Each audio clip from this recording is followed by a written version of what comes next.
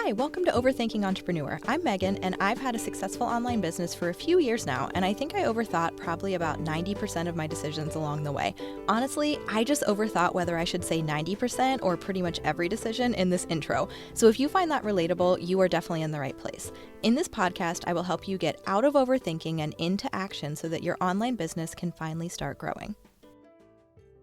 When it comes to learning or doing something new, are you willing to be bad at it?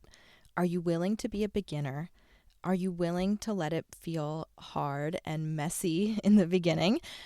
This is something that I really think is one of probably the biggest things that separates who succeeds and who doesn't in the entrepreneurial space. And it's actually not what I plan to talk about for this week's episode. I had something else all in mind, and then I kind of got hung up on this concept and was like, no, that's what I really want to talk about. And when I have that feeling of this is what I really need to talk about, I try to embrace that because I feel like when I'm having that feeling, it's for a reason. And what I'm feeling drawn to talking about typically is when really good stuff comes out of my mouth. However, I don't have any plan. I don't have any notes. I don't have this episode mapped out. So we're going to see what happens together because I think it's really important to remember that anytime you do something new, it's brand new. And part of what made this pop into my head is that I spent a good chunk of my weekend weeding all of the landscaping in my house. When we bought this house, we saw the front, we saw the inside, and then we went to the backyard and we were like, oh my gosh, this is the house.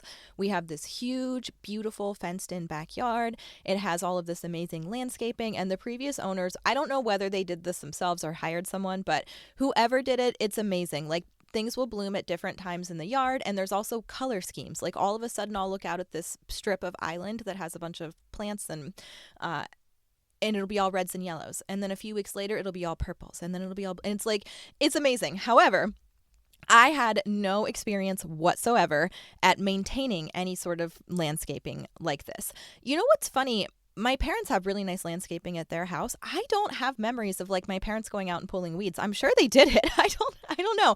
I had like never pulled a weed in my life somehow, or maybe I did when I was a kid helping out, but like it wasn't something that I have had much experience doing. And so when I was trying to tackle the lawn care, the first year we moved in late enough in the year that we didn't have to do a whole lot. And then I had just given birth, and then last year I was like, okay, we're going to really get this nailed down. We're going to get this under control, and I want to do this. And so I started learning how to weed. I had some people come over. I was like, will you show me? Like, I feel so stupid. I understand conceptually I just need to remove the weed, but like, show me how. Like, act like I'm a child. Show me how. And last year I was so awkward.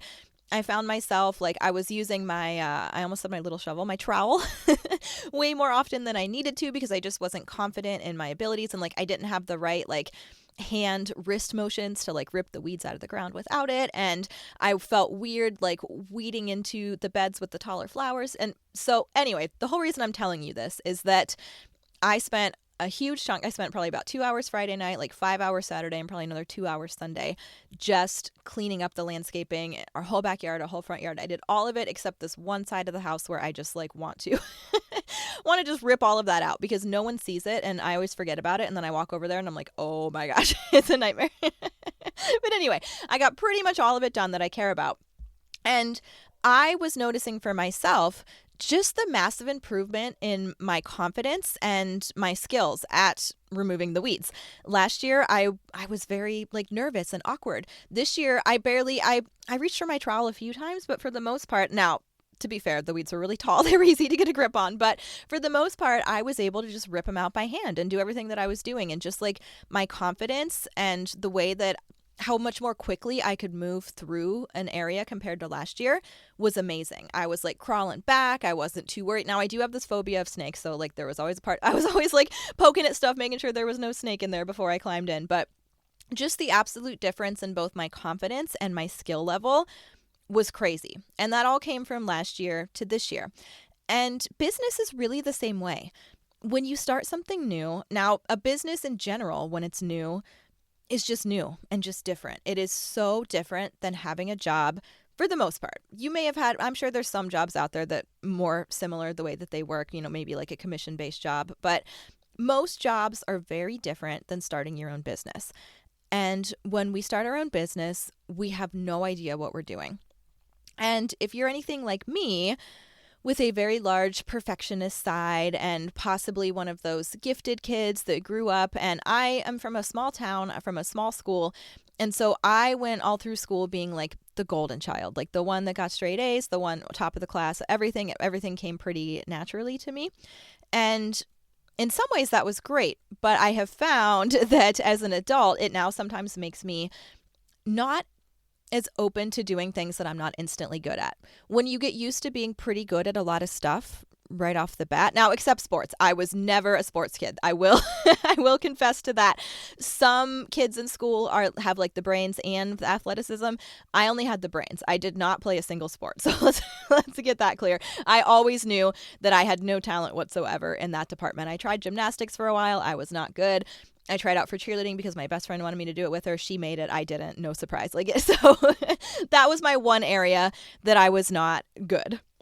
But anyway, now I have found that sometimes I can project that and have a harder time letting myself be bad at something. And whether you've had a similar experience growing up to me or not, I think a lot of us can relate to this, especially with something like a social media-based business where it feels like a very public putting ourselves out there and being bad at something. I think that's what holds a lot of people back. I think, yes, it's the fear of what will people think. And it is that fear of, will they judge me? Are they going to think I'm annoying? Like all of those things. But I think also a lot of it is that pressure we're putting on ourselves of, I don't want to have people see me be bad at something. I am nervous putting something out into the world that I know is not as good as I want it to be. And that's really hard for me. And so I'm not going to do it.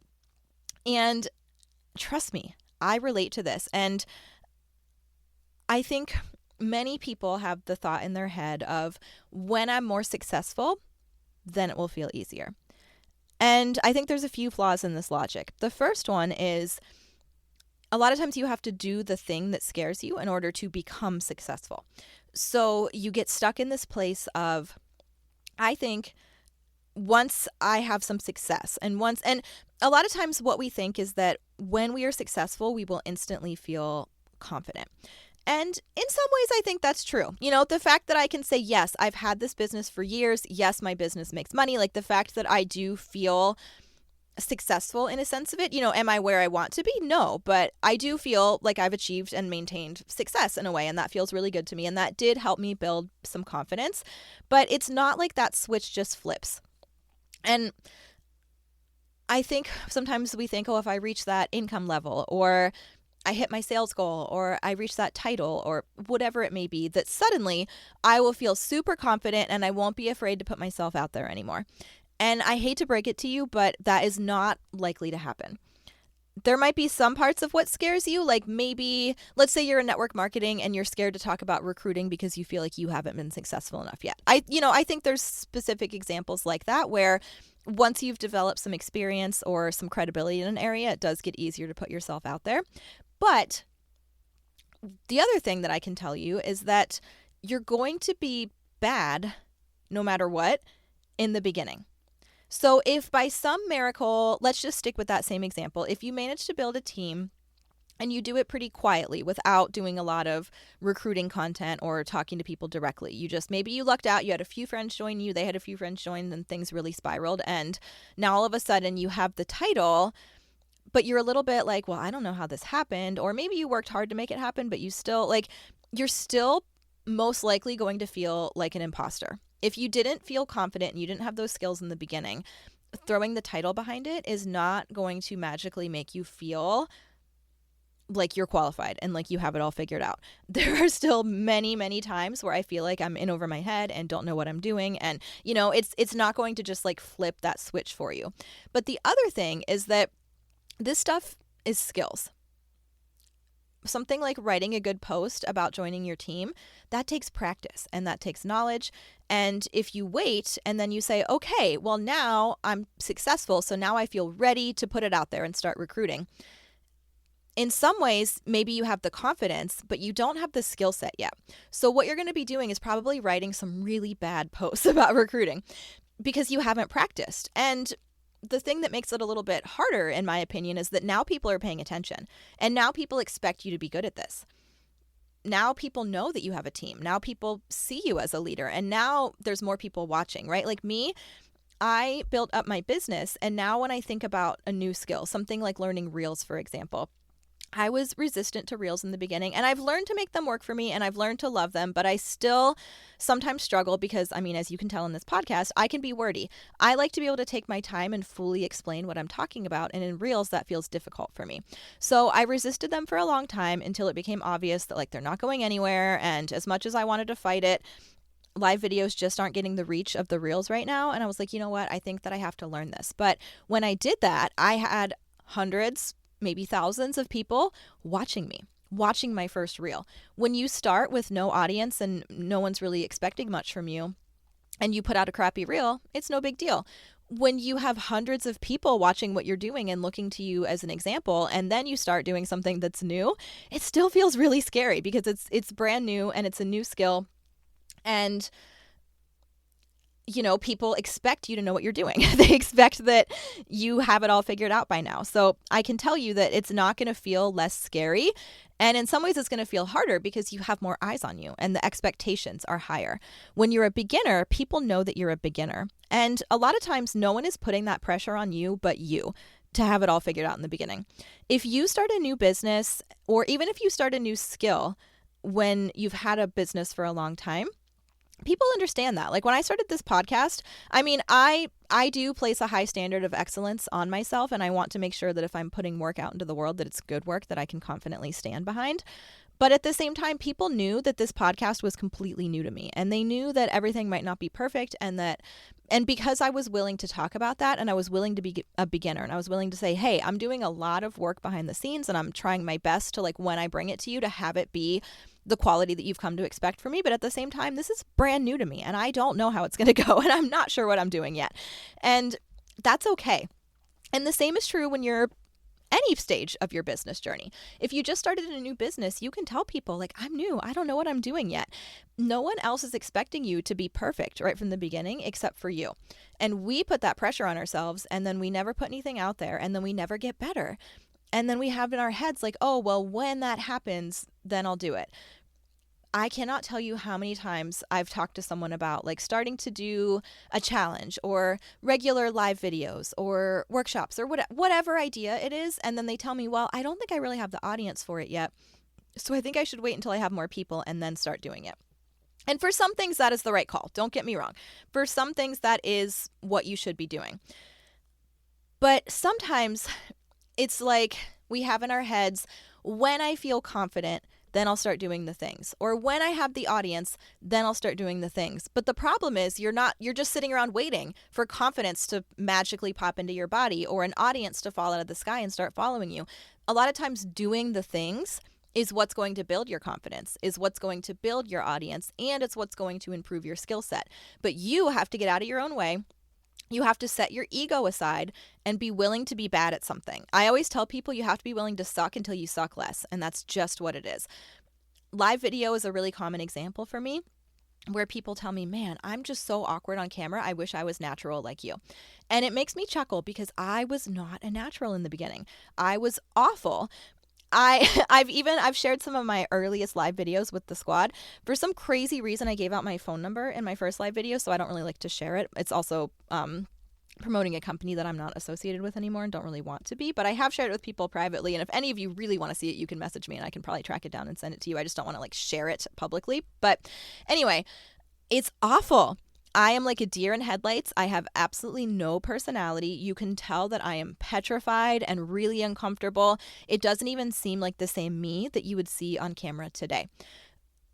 And that's because that's normal when you first get started. But I kept going and I kept going and I kept going and I kept going and I got better and better and better and better. And I'm glad that I got the bad videos out of the way when no one was watching, because it would be even scarier to have the audience that I have today and start trying to go live.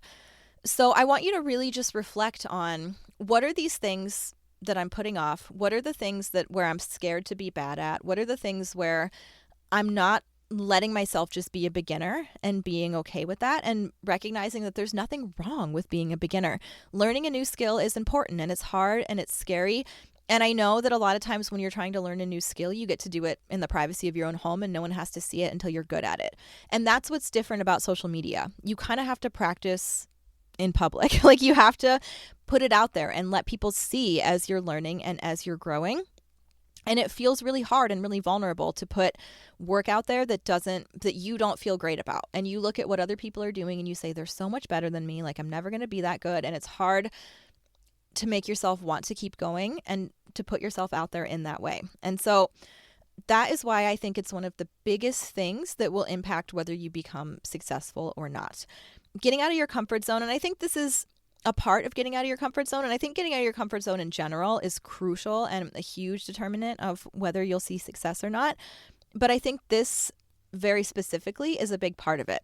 Are you willing to be bad? Are you willing to be a beginner? Are you willing to keep going even when you're not as good at something yet as you want to be? Even if you try something for the first time and you're not instantly really good at it, do you have the grit and the determination to continue to keep doing it and to continue putting yourself out there, knowing that it's not where you want it to be yet, but knowing that this is the only way to get it where you want it to be? Remember that practice is how you get good at something. And so just sitting around and saying, oh, that was really hard, I'm not going to do it again, I'll try again when I think maybe I could be better at it, you're not going to get better unless you keep doing it. You know what I mean? So there are workarounds. There are ways that you can find like a more comfortable place to dip out of your comfort zone. Like, for example, maybe if you're too scared to go live on your profile, you can go live in your group until you can find the courage to do it on your profile. Like there's ways that you can still kind of put on the training wheels for yourself. But ultimately, I think that you have to just decide that. And I really think sometimes it's an ego thing, right? Like, and not that I think that you have a big ego or like an arrogant person, but it's really hard to put ourselves out there in this vulnerable way and know that people might judge us and to know that like we don't feel good about what we put out there because we're still just learning and we're still just a beginner. So I get it. I've been there. I still struggle with it. I can tell you that the fact that I've been able to force myself to just do it anyway is a big part of what's helped me become successful. And a lot of the people that I know who've been able to become successful as well is that they were willing to be bad. So just remember, you got to suck until you suck less, okay? And you'll suck less and less and less. And then one day you'll realize you don't suck at all. And you'll still occasionally, don't get me wrong, I still occasionally have like a live video where I'm like, ooh, that wasn't my best work. It's okay. It happens. But for the most part, I feel really confident about my ability to be on camera now and to help people and form those connections. And all of it gets easier. And even things like interacting with my viewers. Here's a good example where people will say, okay, I feel like I'm doing okay. Like if I focus on my notes, I can talk about what I want to say. But you, like when they watch me, they're like, you so seamlessly will like be in a sentence, respond to a comment, and then continue what you're talking about like nothing happened. Like, how do you do that? And honestly, practice. Practice, practice, practice. That is all. And I don't even know if I think that's a good thing. I think sometimes it's probably annoying to listen to. It's probably better if I complete my thought and then look at the comments, you know? So I don't even know that I think it's something that you should aspire to, but I could not do that in the beginning, not in a million years. The only reason I can do that now is because I've done it so many times and because I'm comfortable now. When I click that go live button, I'm not in my head. I'm not stressed. I'm not on anxiety level 11 out of 10. I'm comfortable because it's a space I'm comfortable in now. And you will get there too, but only if you do it and do it and do it and do it some more and be willing to be bad and willing to be a beginner. And like I said, you'll just suck and you'll suck and you'll suck and then you'll suck a little less. And then you'll suck a little less. And then one day you'll wake up and you'll say, hey, I'm actually kind of good at this now. When did that happen? So what I want you to do is really think about, where are you letting this impact you? Is there a specific thing? Like, is it Reels or going live or maybe a new platform you want to try, like email or TikTok or, anything like that? Or is it just your business in general? Are you not willing to let yourself be a beginner at your business and you're putting all this pressure on yourself and stressing yourself out over things that like it's not even realistic for you to know how to do yet because you haven't put in that time? Remember that almost everything in business is a skill that can be learned. There are certain things that people are naturally good at and others aren't, and that's okay. But most things in business is a skill that if you would just be willing to be bad at it and commit to sucking until you suck less, you could learn to do it just as well as that other person that you're admiring and wishing that you could be as good as them. So think about what is this for you? Is it just everything, your business as a whole, or is there something specific? And I would love for you to, first of all, share with me what it is. And second of all, create your plan for how you're going to work through this. Something like a membership like my squad can be really great for this, because I think having the support of a community really helps you put yourself out there, especially if it's something like I'm scared to start doing reels, or I'm scared to go live, or I'm scared to share my story.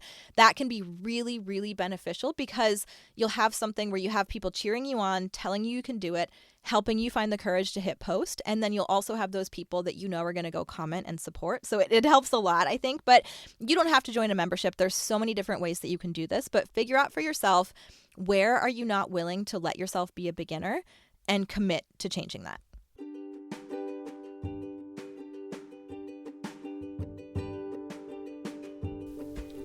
I hope this episode inspires you to go take action on something you have been overthinking. As much as I wish you could, you cannot think your way to success, so promise me you're going to go take some action today. Head over to overthinkingentrepreneur.com to find all the cool stuff I've made for you over the years, like my free guide to getting more social media engagement and my Facebook group, Dynamite Entrepreneurs, which has a free course on social media basics.